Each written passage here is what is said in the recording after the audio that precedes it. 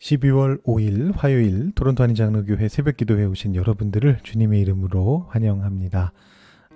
우리 계속되는 광고 때문에 조금 이렇게 광고가 많이 하나 이런 생각도 드실 수가 있는데 우리 큐티인 광고 한 번 더 보여드리고요. 이번 주까지입니다. 여러분 정기구독 신청해 주시면 감사하겠습니다. 우리 기도하는 가운데 다시 오늘 새벽기도의 자리로 들어가도록 하겠습니다. 하나님 아버지 감사합니다. 오늘도 우리를 주님께로 불러주시고 주님 앞에 나올 수 있게 해주시고 하나님의 말씀을 들을 수 있도록 우리의 귀를 열어주시는 은혜를 감사드립니다. 어제 하루의 삶도 다시 한번 돌아보면 주님의 뜻대로 살아가지 못할 때가 너무나 많았음을 주님 앞에 고백하게 됩니다. 우리의 믿음이라고 하는 것이 얼마나 약한 것인지 주께서 도와주시지 않으면 그 믿음 갖고 살아가는 것이 얼마나 힘든 것인지를 우리가 다시 한번 깨닫게 됩니다. 하나님, 오늘도 어쩔 수 없는 마음으로 내 삶을 내 힘으로 살아낼 수 없다라는 고백 속에서 주님의 능력을 의지하는 가운데 이 자리로 나와왔습니다. 주님, 우리의 마음을 주님께 붙들어 매시고 오늘 말씀을 통해 우리에게 주시는 그 음성을 우리 마음판에 새기고 우리의 삶을 주님 붙잡고 살아갈 수 있는 저희들 될 수 있도록 주님 인도하여 주시옵소서. 우리에게 온전한 믿음, 참 믿음을 허락하여 주셔서 그 믿음의 삶을 계속해서 살아나가는 저희들이 되도록 인도하여 주시옵소서. 감사드리며 예수님의 이름으로 기도드립니다. 아멘. 오늘 우리에게 주시는 하나님의 말씀은 히브리서 11장 1절부터 12절까지의 말씀입니다. 히브리서 11장 1절부터 12절까지의 말씀을 봉독하도록 하시겠습니다. 믿음은 바라는 것들의 실상이요 보이지 않는 것들의 증거니 선진들이 이로써 증거를 얻었느니라. 믿음으로 모든 세계가 하나님의 말씀으로 지어진 줄을 우리가 아나니 보이는 것은 나타난 것으로 말미암아 된 것이 아니니라. 믿음으로 아벨은 가인보다 더 나은 제사를 하나님께 드림으로 의로운 자라 하시는 증거를 얻었으니 하나님이 그 예물에 대하여 증언하심이라. 그가 죽었으나 그 믿음으로써 지금도 말하니라. 믿음으로 에녹은 죽음을 보지 않고 옮겨졌으니 하나님이 그를 옮기심으로 다시 보이지 아니하였느니라. 그는 옮겨지기 전에 하나님을 기쁘시게 하는 자라 하는 증거를 받았느니라. 믿음이 없이는 하나님을 기쁘시게 하지 못하나니 하나님께 나아가는 자는 반드시 그가 계신 것과 또한 그가 자기를 찾는 자들에게 상 주시는 이심을 믿어야 할지니라. 믿음으로 노아는 아직 보이지 않는 일에 경고하심을 받아 경외함으로 방주를 준비하여 그 집을 구원하였으니 이로 말미암아 세상을 정죄하고 믿음을 따르는 의의 상속자가 되었느니라. 믿음으로 아브라함은 부르심을 받았을 때에 순종하여 장래의 유업으로 받을 땅에 나아갈새 갈 바를 알지 못하고 나아갔으며 믿음으로 그가 이방의 땅에 있는 것 같이 약속의 땅에 거류하여 동일한 약속을 유업으로 함께 받은 이삭 및 야곱과 더불어 장막에 거하였으니 이는 그가 하나님이 계획하시고 지으실 터가 있는 성을 바랐음이라. 믿음으로 사라 자신도 나이가 많아 단산하였으나 잉태할 수 있는 힘을 얻었으니 이는 약속하신 이를 미쁘신 줄 알았음이라. 이러므로 죽은 자와 같은 한 사람으로 말미암아 하늘의 허다한 별과 또 해변의 무수한 모래와 같이 많은 후손이 생육하였느니라. 아멘. 여러분 퀴즈 하나 내겠습니다. 기독교가 중요하게 여기는 세 가지 덕목이 있습니다. 믿음과 소망과 사랑입니다. 여러분 이 세 가지 중에 가장 중요한 게 무엇이죠? 사랑이네요. 저도 모르게 믿음이라고 생각하고 질문을 드렸습니다. 바울의 그 말씀은 사랑장이라고 불리는 고린도전서 13장에 나오는 말씀인데 물론 성경 말씀이니까 당연히 진리이겠습니다만 그렇다고 칼로 무자르듯이 성경에 이렇게 써 있으니까 무조건 사랑이 믿음보다 더 중요해 이렇게 말하기는 또 조금 힘든 것 같습니다. 그 순간과 상황에서 어떤 맥락이 있는지를 또 봐야 되거든요. 사실 믿음 또한 사랑 못지않게 중요한 것들이죠. 바울의 서신들이나 히브리서도 그렇고 여러 신약의 서신서들을 보면 항상 믿음과 사랑을 함께 강조하고 있는 것을 보게 됩니다. 소망도 마찬가지고요. 이 모든 것들이 대단히 중요한 크리스천들이 꼭 가져야 하는 덕목인 거죠. 자, 여기서 두 번째 퀴즈를 한번 드려보겠습니다. 고린도전서 13장이 사랑장이라면 여러분 믿음장은 어디일까요? 자, 힌트. 제가 왜 오늘 말씀을 읽고서 이런 질문을 드릴까요? 이런 힌트 안 드려도 너무 쉽죠. 우리 성경에서 그야말로 믿음 타령을 하는 장이 하나 있는데 그 장이 바로 히브리서 11장입니다. 히브리서에서 제일 유명한 장이죠. 그래서 믿음장이라고 불립니다. 히브리서 11장에는 믿음이라고 하는 단어가 모두 24번이나 나옵니다. 여러분들이 혹시 또 세 보시고 25번인데요 라고 말씀하실까 봐 제가 미리 말씀드리는데 이 24번은 원어 기준입니다. 헬라어 원어 기준이고요. 한글로는 개역성경에는 25번 나오고 영어 성경 NIV는 제가 세봤는데 26번 나오더라고요. 근데 이거는 이제 이 믿음이라는 단어를 대명사가 받을 때 이 대명사를 어떻게 번역하느냐의 차이 때문입니다. 그래서 원어에서 믿음이란 단어가 24번. 그 믿음을 뜻하는 대명사나 이런 단어들이 또 여러 개가 더 나옵니다. 동사도 나오고. 근데 이제 히브리서 전체에서는 이 믿음이란 단어가 31번 나오는데 7번 제외하고 24번이 이 11장에 몰아서 등장하고 있는 겁니다. 뭐 이 정도면 믿음장이라고 충분히 불릴만 하죠. 자, 그렇다면 히브리서 11장은 왜 믿음을 이야기합니까? 이렇게까지 강력하게 말할 이유가 무엇입니까? 여러분 그것을 이해하려면 10장으로 잠깐 돌아가 볼 필요가 있습니다. 자, 10장이 무슨 내용이었습니까? 그리스도의 희생이 반복된 제사를 없애버렸다라는 내용이었죠. 그러면서 마지막에 어떤 격려와 경고를 했느냐 하면 확고한 믿음을 가지고 더욱 힘써서 예배로 모이면서 신앙은 저버리면 안 되고 처음과 끝을 기억하면서 인내하면서 그것을 붙잡아라 이렇게 이야기했습니다. 10장 마지막 절에 이런 내용이었죠. 나의 의는 믿음으로 말미암아 살리라. 뒤로 물러가면 기뻐하지 아니하리라. 그래서 우리는 믿음을 가진 자다. 이렇게 끝이 났습니다. 자, 이 38절 39절보다 조금 앞에는 또 뭐라고 얘기했느냐 하면 여기서부터 이미 믿음이 강조되고 있는데요. 22절 23절을 보시면 우리가 마음의 뿌림을 받아 악한 양심으로부터 벗어나고 몸은 물로 씻음을 받았으니 참 마음과 온전한 믿음으로 하나님께 나아가자. 하나님은 미쁘신 분이시니까 우리의 믿는 도리의 소망을 움직이지 말면서 굳게 잡자. 믿음을 굉장히 강조했습니다. 결국 이 모든 것들이 믿음으로 귀결되는 거죠. 자, 지금 히브리서 독자들이 신앙적으로 지쳐있는 상황에서 무엇이 필요한 겁니까? 디테일하게 이야기하자면 뭐 여러 가지가 나오는데 어제 말씀에서 말씀드린 것처럼 담대함이라든가 인내라든가 또 다른 사람들과의 연대라든가 이런 것들이 나오는데 그것을 한마디로 묶어내면 뭐냐 하면 결국은 그게 믿음인 겁니다. 그것도 이제 온전한 믿음인 것이죠. 하나님이 미쁘신 분이다라는 걸 믿는 그 믿음입니다. 그래서 11장에서 믿음을 이야기하는 것입니다. 특별히 믿음의 선조들을 얘기하죠. 2절 말씀 보시면 선진들이 이로써 증거를 얻었느니라 이렇게 이야기하고 있습니다. 자, 이제부터 나오게 될 것은 우리가 익히 잘 아는 성경 속에 특히 창세기 속에 나오는 믿음의 선조들의 모습입니다. 3절에서 창조가 먼저 나오고 그 다음에 이제 아벨, 에녹, 노아, 아브라함, 사라 등이 줄줄이 나오고 있습니다. 뭐 더 나오는데 일단 오늘 말씀 안에서는 거기까지가 나옵니다. 근데 이 사람들을 살펴보기 전에 하나 짚고 넘어가야 될 부분이 있습니다. 그게 바로 1절 말씀이죠. 우리가 너무 잘 아는 말씀입니다. 믿음은 바라는 것들의 실상이요 보이지 않는 것들의 증거니. 자, 여러분 이게 무슨 말씀입니까? 자, 믿음장의 첫 부분이고요.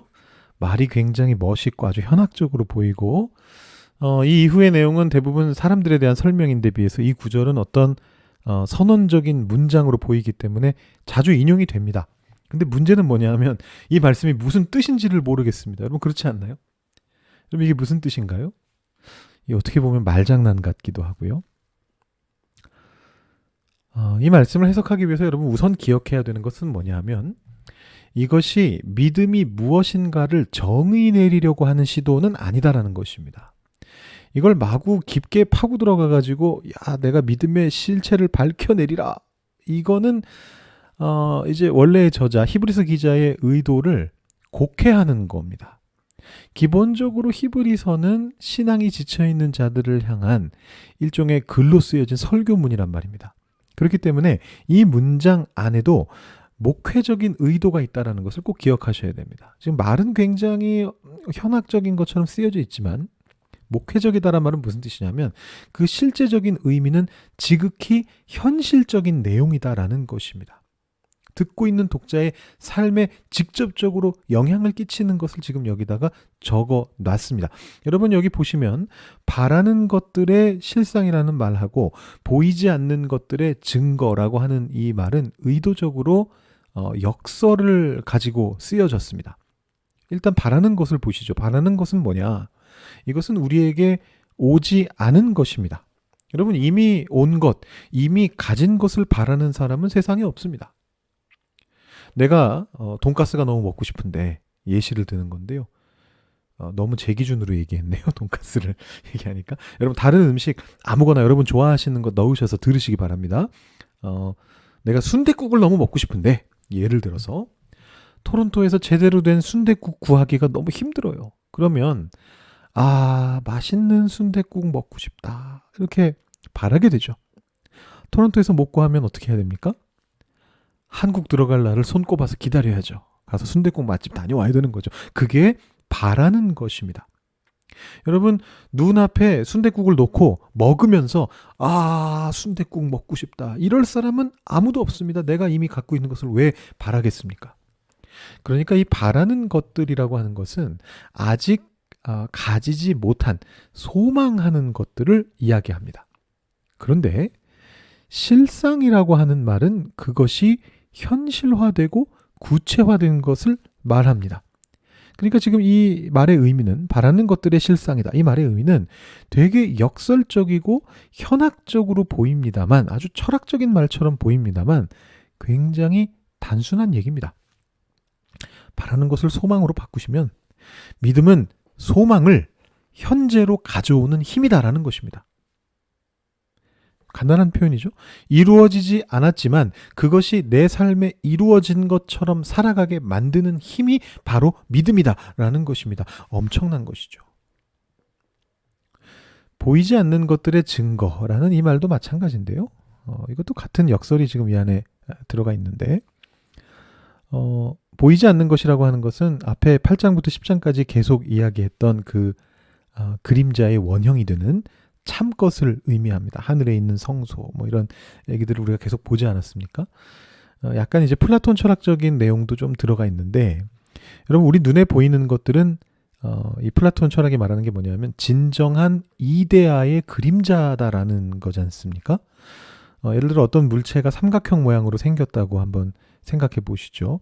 이 삼각형 모양의 물체라고 하는 게 우리 눈앞에 존재하고 그 물체를 없애면 그 물체는 없어집니다. 그렇지만 그 물체를 없앤다고 해도 삼각형이라고 하는 도형은 그 물체와 무관하게 존재하고 있습니다. 그 물체를 없앤다고 해서 없어지지 않습니다.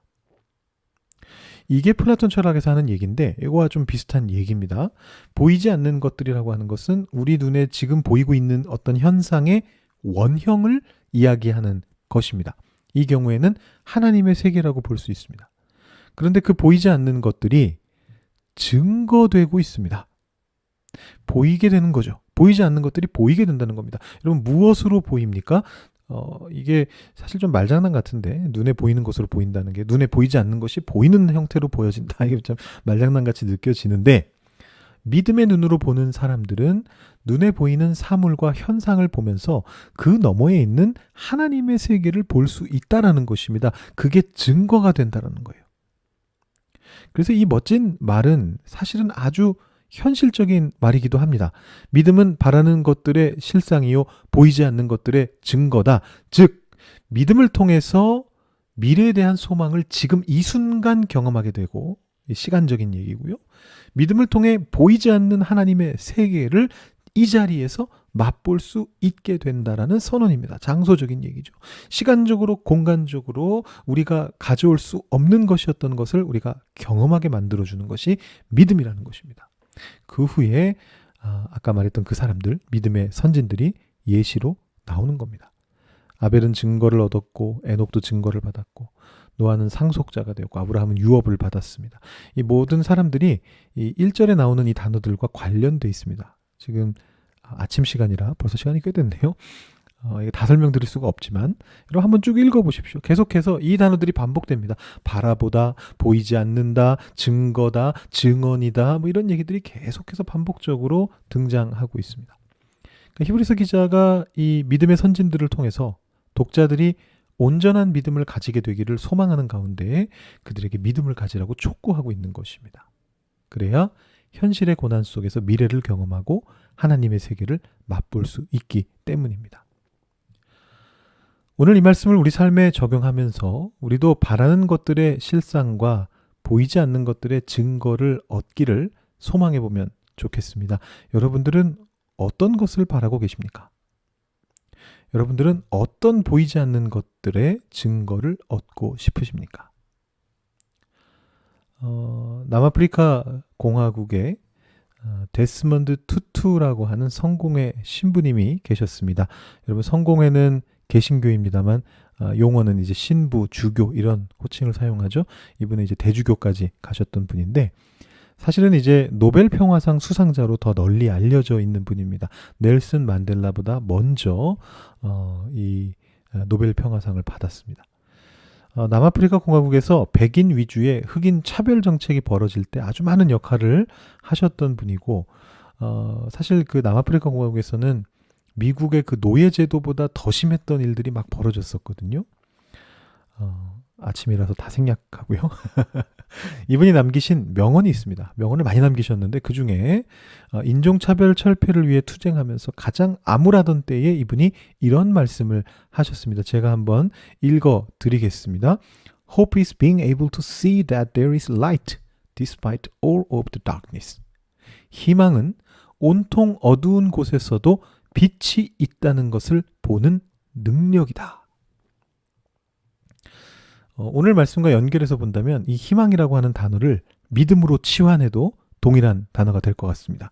이 투투 신부님과 오늘 말씀 속 믿음의 선진들의 공통점은 뭐냐? 바로 믿음으로 어두운 우리의 삶 속에서 소망을 바라본 사람들입니다. 여러분의 삶 속에 어떤 어두움들이 자리 잡고 있습니까? 여러분의 육체를 오그라뜨리고 여러분의 정신을 피폐하게 하고 여러분의 영혼을 지치게 만드는 일들이 여러분의 삶 속에 일어나고 있을 수 있습니다.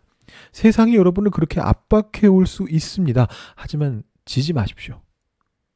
쓰러지더라도 다시 일어나십시오. 그럴 수 있는 믿음을 달라고 우리 주님께 기도하십시오. 여러분의 내면에 또 삶 속에 또 세상 속에 어두움들을 물리치실 수 있도록 기도하시기를 바라면서 오늘 말씀 6절 말씀으로 권면드리며 오늘 설교를 마치겠습니다. 믿음이 없이는 하나님을 기쁘시게 하지 못하나니 하나님께 나아가는 자는 반드시 그가 계신 것과 또한 그가 자기를 찾는 자들에게 상 주시는 이심을 믿어야 할지니라. 아멘.